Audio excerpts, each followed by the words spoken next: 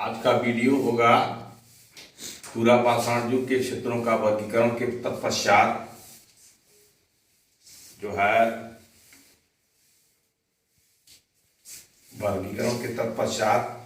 है उसके कुछ बिंदु हैं, उस बिंदुओं पर प्रकाश डाला जाएगा।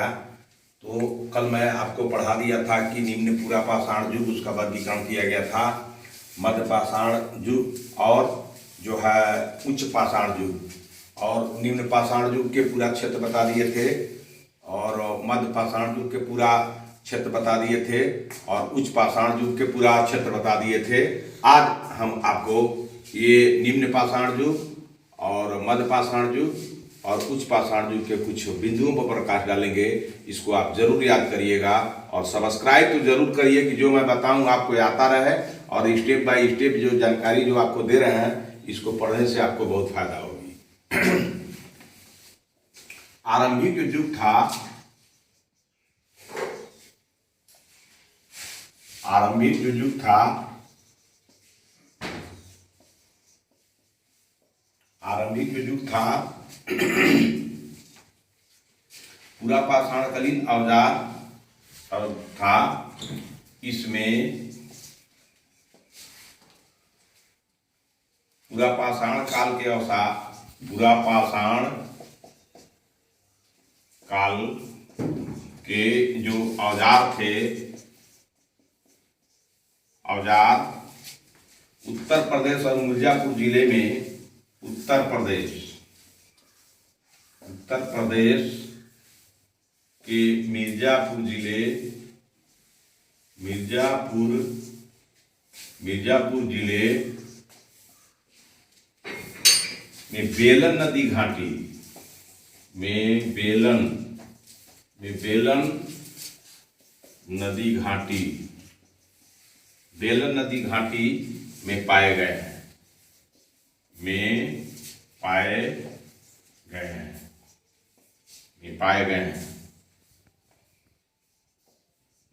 हैं, दूसरा बिंदु यह था जो है पूरा पाषाण युग के क्षेत्रों के वर्गीकरण में कि मध्य प्रदेश के भोपाल के पास, मध्य प्रदेश के भोपाल के पास भीमबेटका की गुफाओं, एक भीमबेटका गुफा है, भीमबेटका के गुफा है, भीमबेटका भोपाल में है। पूछ दे कि भीमबेटका कहाँ है तो आप मध्य प्रदेश लगाइएगा, और क्या है, गुफा है, पहाड़ है तो गुफा बताइएगा। और शैल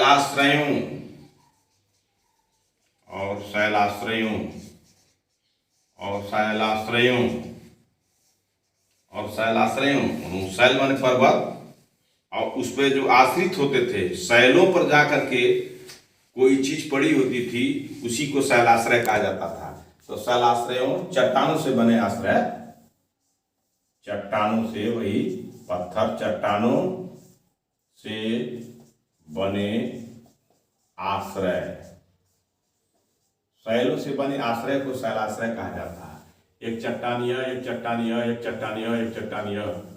अब इसी के बीच में कोई चीज सिंबल के रूप में या मतलब कोई जीव के रूप में इसमें दबी हुई है, उसी को शैलाश्रय कहा जाता है। तो सब चट्टान है, चट्टानों के बीच में कोई जीव दब के मर गया है लाखों वर्ष, 50,000 वर्ष पहले, तो उसी को शैलाश्रय कहा जाता है। तो शैलाश्रयों में औजार मिले हैं, शैलाश्रयों में औजार मिले हैं।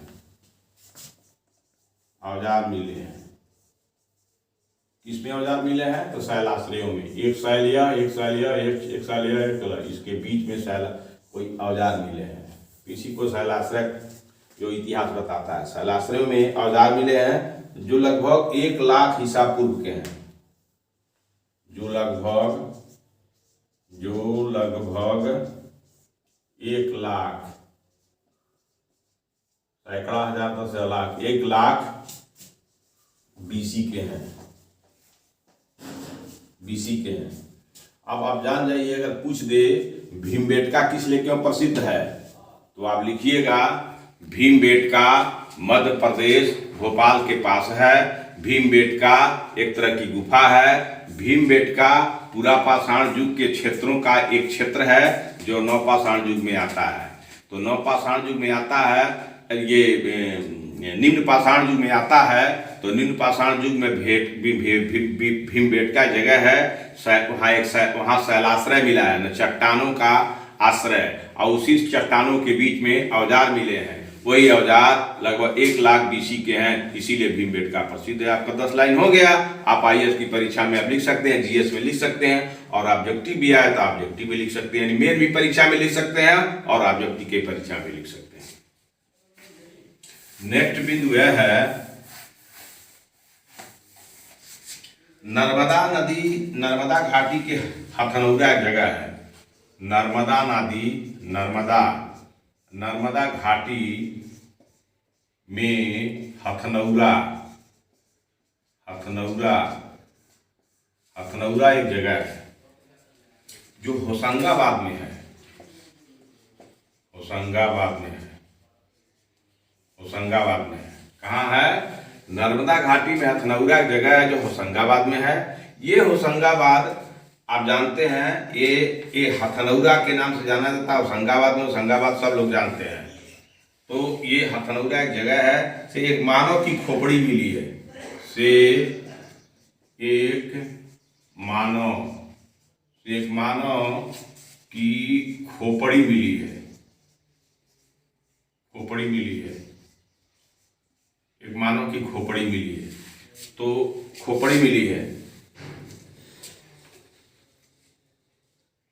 भारत का एकमात्र मानव जीवाश्म है।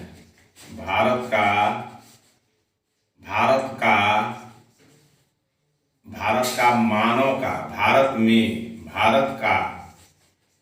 मानव जाति का एकमात्र जीवाश्म है।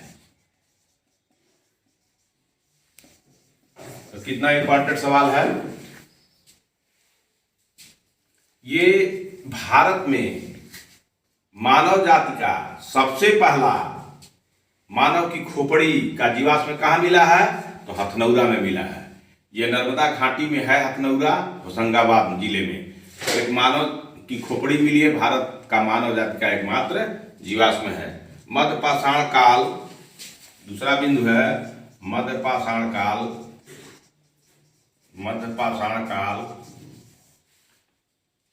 50 ईसा पूर्व से 40 ईसा पूर्व तक का है। 50,000 BC से 40,000 BC तक का है। ठीक है। मध्य पुरापाषाण काल में, आइए मध्य पुरापाषाण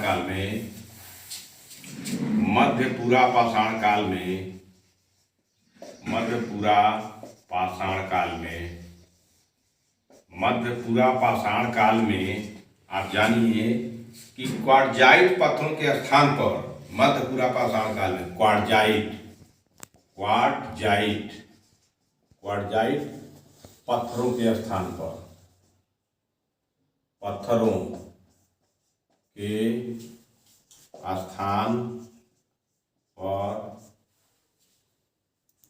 जैस्पर नामक एक पत्थर होता है। जैस्पर, चर्ट, फ्लिंट, 3 टाइप के पत्थर हैं। ये भी पत्थर है। क्वार्टजाइट भी पत्थर था। तो ये निम्न पुरापाषाण के हैं। निम्न पुरापाषाण काल के बाद और मध्यपाषाण काल आते आते उसे दोनों के बीच के पीरियड में जैस्पर पत्थर और चर्ट पत्थर और फ्लिंट पत्थर आदि पत्थर प्रयुक्त होते थे। आदि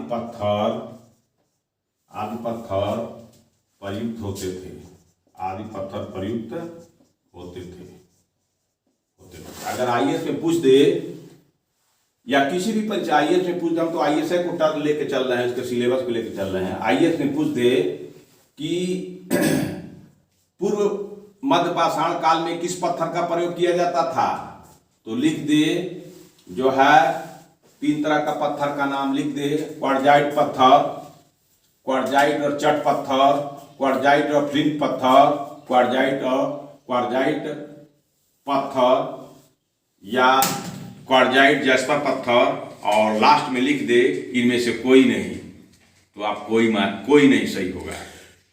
अगर लिख दे जैस्पर पत्थर मात्र तो सही मान लीजिएगा। आप तीनों लिख दे जैस्पर, चट और फ्लिंट तो तीनों भी सही है। इसलिए क्वार्टजाइट पत्थर जो है निम्न पाषाण युग का पत्थर था, और जो है वो जो है क्वार्टजाइट पत्थर जो है निम्न पाषाण युग का पत्थर से औजार बनाए जाते थे, और पूर्व मध्य पाषाण काल में जैस्पर, चट और फ्लिंट पत्थरों के औजार बनाए जाते थे, वही प्रयुक्त होते थे। तो आप हमेशा ये जब इस कंसेप्ट को जानिएगा तो हमेशा आप कहीं आप दाग आपको नहीं लगेगी, आपको IAS बनने में पूरा मदद करेगा। आइए आपको चलते हैं फलक उपकरण की प्रधानता के कारण। फलक उपकरण के प्रधानता के कारण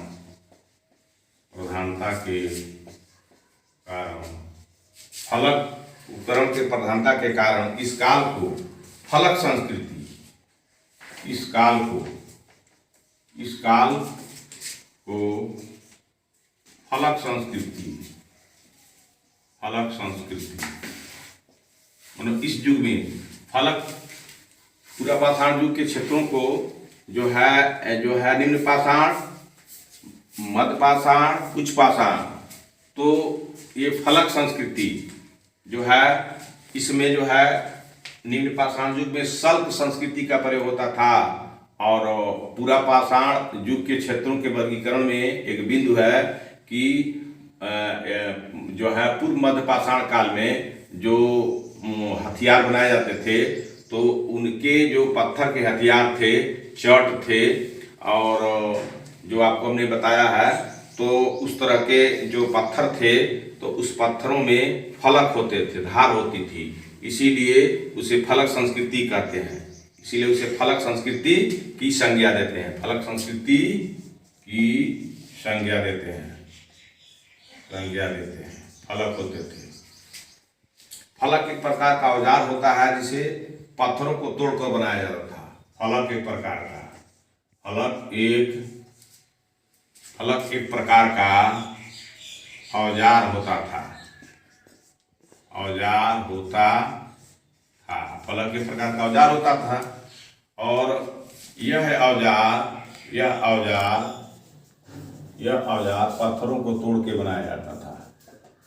पत्थरों को तोड़कर बनाया जाता था। ठीक, पत्थरों को तोड़ा जाता था। पत्थरों का मान लीजिए एक है बहुत बड़ा पत्थर है, इसको तोड़ा जाता था और छोटा छोटा हथियार बनाया जाता था। ठीक है, छोटा छोटा हथियार बनाया जाता था। तो इस तरह के हथियार पत्थर, इसी संस्कृति को फलक संस्कृति कहते हैं। आप समझ में आ गया कि फलक संस्कृति किसे कहते हैं? बड़े बड़े पत्थरों को तोड़ करके जो औजार बनाए जाते थे वो पत्थर कौन कौन से थे? वो पत्थर आपके जो है जैस्पर था, जैस्पर चट और जो जैस्पर चट फ्लिंट, याद रखिएगा, फ्लिंट, जैस्पर चट और फ्लिंट पत्थर, ये बड़े बड़े पत्थर होते थे। जैस्पर भी, फ्लिंट भी और चट भी, ये पत्थर होते थे। इसी को तोड़ करके और हथियार बनाया जाता था। इसीलिए पत्थरों को तोड़ के जो हथियार बनाया जाता था उसे हम शल्क संस्कृति, फलक संस्कृति के नाम से जानते हैं। आइए नेक्स्ट बिंदु पर चलते हैं। इसको ध्यान दीजिएगा और याद करिएगा और जरूर सब्सक्राइब करिएगा कि जो मैं पढ़ाऊं आपको पहुंच जाए। मध्यपुरा पाषाण में मुख्यतः पत्थरों के फलकों से मध्यपुरा पाषाण काल में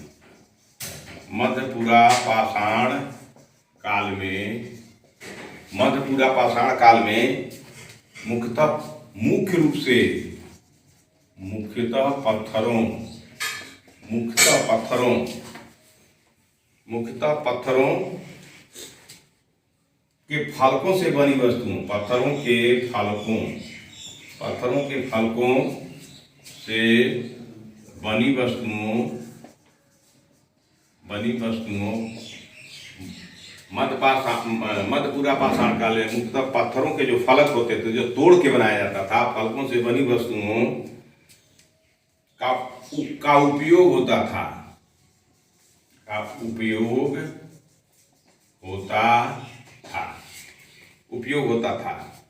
इस युग के मुख्य औजार फलकों के बने विविध प्रकार के, इस युग के बने औजार फलकों से बनी औजारों में जो है फलक, बेधनी,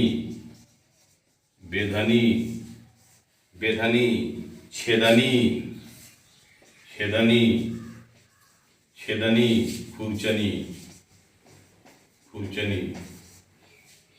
खुरचनी। फलक मान पत्थर को जो तोड़ के बनाया था उसे फलक कहा जाता था। पत्थरों को तोड़ करके जो वध से बेधनी, जिससे किसी जानवर को मारा जाता था, जानवर को मार के घायल कर दिया जाता था, उसे दुख पहुंचाया जाता था, उस हथियार को बेधनी। किसी चीज को जो है दो जगह होल करके एक जगह मिलाने वाले हथियार को छेदनी। किसी चीज को साफ सफाई करने के जो हथियार बनाया जाता है उसे खुरचनी। तो अगर पूछ दे बेधनी, छेदनी, खुरचनी किस युग में बनाए जाते थे और किस पत्थरों के, तो आप चट कहिएगा और चट पत्थर कहिएगा, फ्लिंट पत्थर कहिएगा और जैस्पर पत्थर कहिएगा। जैस्पर, चट और जो है आप जो फ्लिंट, जैस्पर, चट और जो है फ्लिंट, 3 तरह के पत्थरों को तोड़ के फलक, बेधनी, छेदनी, खुरचनी बनाए जाते थे। आइए आगे चलते हैं इस बिंदु पर कि किस काल में फलक संस्कृति के काल में, मतलब आदिम युग में फलक संस्कृति का जो काल था उसमें जो है आपको किस काल में पूरा पाषाण युग में या पूरा पाषाण युग में और मध्य पाषाण युग के पहले, पूरा पाषाण युग के बाद और मध्य पाषाण युग के पहले, इस काल में कुत्ते को पालतू, उसी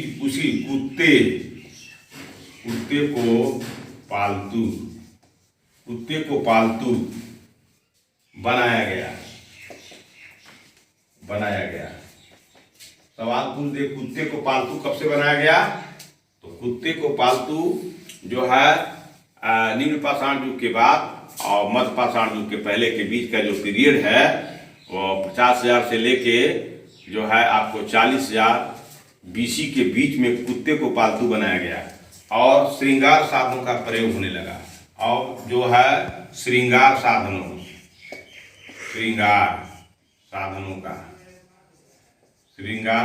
का प्रयोग कौन है, साधनों का प्रयोग होने लगा। ठीक है, तो पूरा पाषाण युग के क्षेत्रों के वर्गीकरण में जब हम पहुंचे हैं तो पूरा पाषाण युग के क्षेत्रों का वर्गीकरण आपको बताया, निम्न पाषाण युग, मध्य पाषाण युग और जो है उच्च पाषाण युग। तो निम्न पाषाण युग और मध्य पाषाण युग को, पूरा पाषाण बीच के काल को जो है ये पूर्व पाषाण युग कहते हैं। तो इस काल में कुत्ते को पालतू बनाया गया और श्रृंगार साधनों का प्रयोग होने लगा। तो अगर सवाल पूछ दे IAS में कुत्ते को पालतू किस युग से प्रारंभ किया गया, तो आप जरूर बताइएगा। पूरा पाषाण युग क्षेत्रों के वर्गीकरण के आधार पर जो है पूर्व मध्य पाषाण काल में कुत्ते को पालतू बनाया गया और श्रृंगार साधनों का प्रयोग किया जाने लगा। और जो है पत्थर इसमें कौन कौन थे, तो चट थे और चट पत्थर थे और आपको फ्लिंट थे और जैस्पर, चट, फ्लिंट हमेशा याद रखिएगा, जैस्पर, जैस्पर, चर्ट, फ्लिंट, ये 3 को पत्थर जो थे, ये इस तीनों पत्थरों से सब काम होते थे। तो जैस्पर, चर्ट, फ्लिंट, इसको याद रखिएगा, पूर्व मध्य पाषाण युग के ये काम थे। अब आइए, अब नेक्स्ट बिंदु आपका है कि उच्च पूरा पाषाण काल, जो उच्च पूरा पाषाण काल, उच्च पूरा पाषाण काल, उच्च पूरा पाषाण, उच्च पूरा पाषाण काल, उच्च पूरा पाषाण काल। तो उच्च पूरा पाषाण काल का समय जो है 40,000 BC से 40,000 BC से 10,000 BC, 10,000 BC, 10,000 BC तक है। इस युग के उपकरण ब्लेड की तरफ पतले और धारयुक्त होते थे। उच्च पूरा पाषाण काल में जो उच्च पूरा पाषाण काल, इस युग के उपकरण,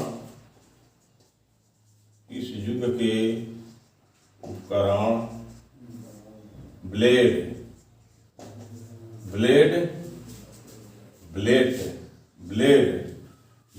की तरह पतले और धारयुक्त बनाए जाते थे, धारयुक्त बनाए जाते थे। तो अगर सवाल पूछ दे कि किस युग के, निम्न पाषाण युग, मध्य पाषाण युग, पूर्व पाषाण युग और उच्च पूरा पाषाण युग काल, इसमें से किस युग में जो उपकरण ब्लेड की तरह से पतले और धारयुक्त बनाए जाते थे, तो आपको जब याद रहेगा तो आप उच्च पूरा पाषाण काल में ही उपकरण ब्लेड की तरह से पतले और धारयुक्त बनाए जाते थे। इसको याद रखिएगा।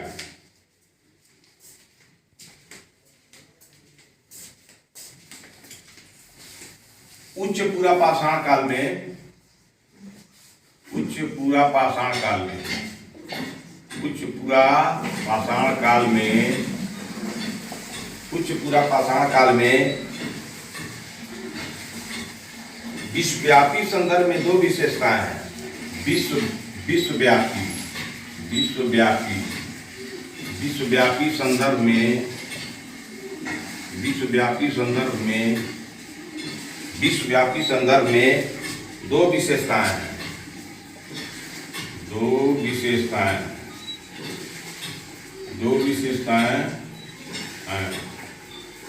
विशेषताएं हैं। नए चमक उद्योग की स्थापना, चमक उद्योग की स्थापना, चमक उद्योग की स्थापना, चमक उद्योग नहीं, चकमक उद्योग, चकमक उद्योग की स्थापना और आधुनिक मानव होमो सैपियंस का उदय हुआ, स्थापना एवं आधुनिक मानव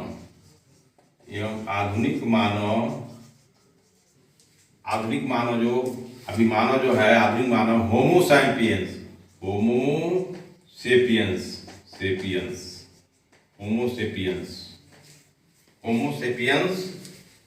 का उदय हुआ। यही तो बात है। तो चकमक का अर्थ क्या हुआ आप जान जाइए। उच्च पाषाण युग में पत्थरों में अब चकमक पत्थर आया। चकमक पत्थर का मतलब यह है, चकमक पत्थर का मतलब होता है इसमें चुंबकत्व की शक्ति होती है। तो इसी अब इसका उद्योग बनने लगा और जहां तहां मंदिरों में लगाया जाने लगा। इसका एक उदाहरण है सोमनाथ के मंदिर में, सोमनाथ के मंदिर में जिस देवता को जमीन से छोड़ करके और छत से छोड़ करके बीच में लटकाया गया था,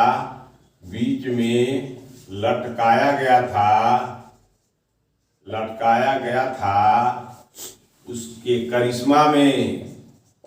उसके करिश्मा में चकमक पत्थर ही का प्रयोग हुआ था।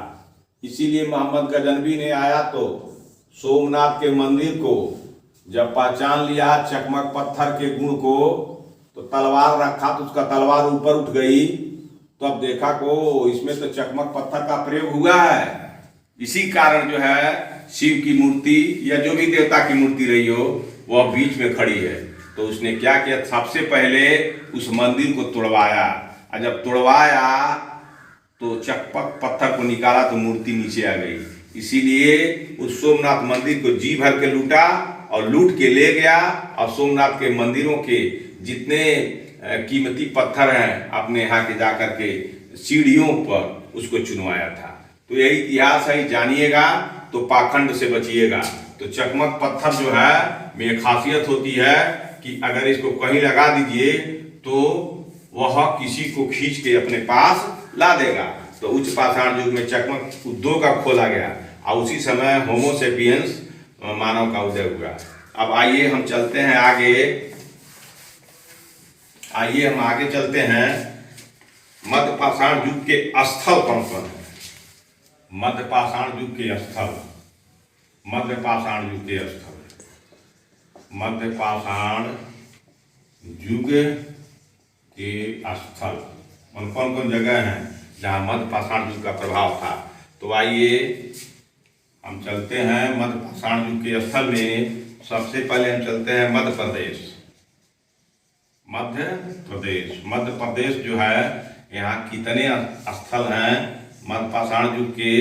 तो पहला है आपका आजमगढ़, आदमगढ़ है, आदमगढ़ है, आदमगढ़ है, आदमगढ़ मध्य प्रदेश में। आदमगढ़ एक जगह है जो होशंगाबाद जिले में है, होशंगाबाद में है, होशंगाबाद, होशंगाबाद जिले में आदमगढ़ है। भीमबेटका भोपाल के समीप है, भीमबेटका, भीमबेटका ये भोपाल के समीप है, भोपाल के समीप है, ये भोपाल के समीप है, भोपाल के समीप है। उसके बाद बोधोर है, सिद्धि के समीप है, बोधोर, बोधोर सिद्धि के समीप है, सिद्धि के समीप है, सिद्धि के समीप है, सिद्धि के समीप है। तो मध्य प्रदेश है, मध्य पाषाण युग के स्थल में एक मध्य प्रदेश है। तो मध्य पाषाण युग में आदमगढ़ है, भीमबेटका है, बोधोर है। तो आदमगढ़ एक जगह है वो होशंगाबाद में है। पूछ देगा भीमबेटका कहाँ है? भोपाल के पास समीप है। बोधोर कहाँ है? सिद्धि के समीप है। उसके बाद एक क्षेत्र है राजस्थान, मध्य पाषाण युग के स्थल में एक राजस्थान क्षेत्र है। इस क्षेत्र में भी मध्य पाषाण युग के स्थल हैं। राजस्थान,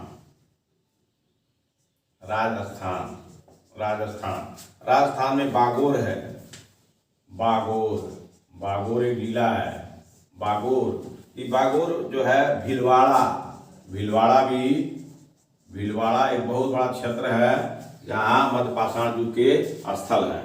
उसके बाद उत्तर प्रदेश है, उसके बाद उत्तर प्रदेश है, उत्तर प्रदेश, उत्तर प्रदेश है।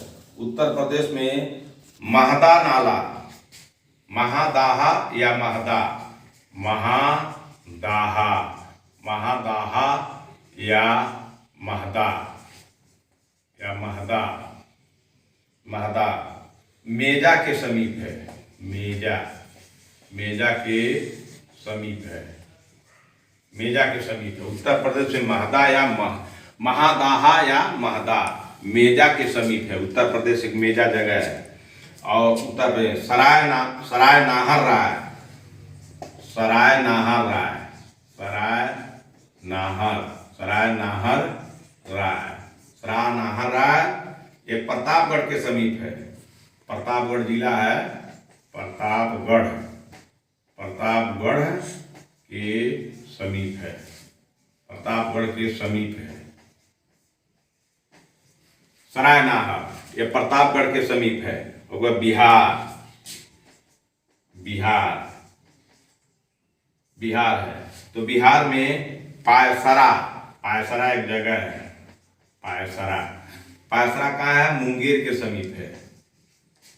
मुंगेर के समीप है, मुंगेर जिला के समीप है पायसरा। तो इस तरह से मध्य पाषाण युग के स्थलों में मध्य प्रदेश भी है, मध्य पाषाण का जगह, राजस्थान भी है, उत्तर प्रदेश भी है, सराय है, बिहार है। तो पूछ दे अगर कहीं भीमबेटका मध्य पाषाण युग के स्थल में एक जगह है, यह किस प्रदेश में अवस्थित है? तो मध्य प्रदेश में है। बोधोर कहाँ अवस्थित है? मध्य प्रदेश में है। आदमगढ़ कहाँ है? जो है मध्य प्रदेश में है। बागौर कहाँ है? तो राजस्थान में है। महादाहा या महदाहा कहाँ है? उत्तर प्रदेश में। सराय नहर कहाँ है? प्रतापगढ़ उत्तर प्रदेश में है। बिहार का पायसरा बिहार में, तो पायसरा कहाँ है? तो पायसरा बिहार में है, मुंगेर जिले में स्थित है। इसीलिए जो है आज को मैं आपको बता दिया मध्य पाषाण युग के स्थल। थोड़ा मेरा कान दर्द कर रहा है, इसीलिए हम आज यहीं पर अपना वीडियो बंद करते हैं और कल आपको हम बताएंगे मध्य पाषाण युग आखेटक और जो है पशुपालक हो गया। कल हम बताएंगे मध्य पाषाण युग जो था आखेटक हो गया और जो है पशुपालक हो गया। अब कल बताएंगे। धन्यवाद। इस वीडियो को जरूर पढ़िएगा और इसे सब्सक्राइब करिएगा और सब्सक्राइब करके इसे अपने जेहन में उतारिएगा, आपको बहुत फायदा आएगा। मैं अपना बहुमूल्य समय, कान मेरा दर्द कर रहा फिर भी आपको हम सहायता कर रहे हैं, तो आप सहायता लेने के तैयार रहिएगा, तभी ना आप आगे बढ़िएगा। धन्यवाद।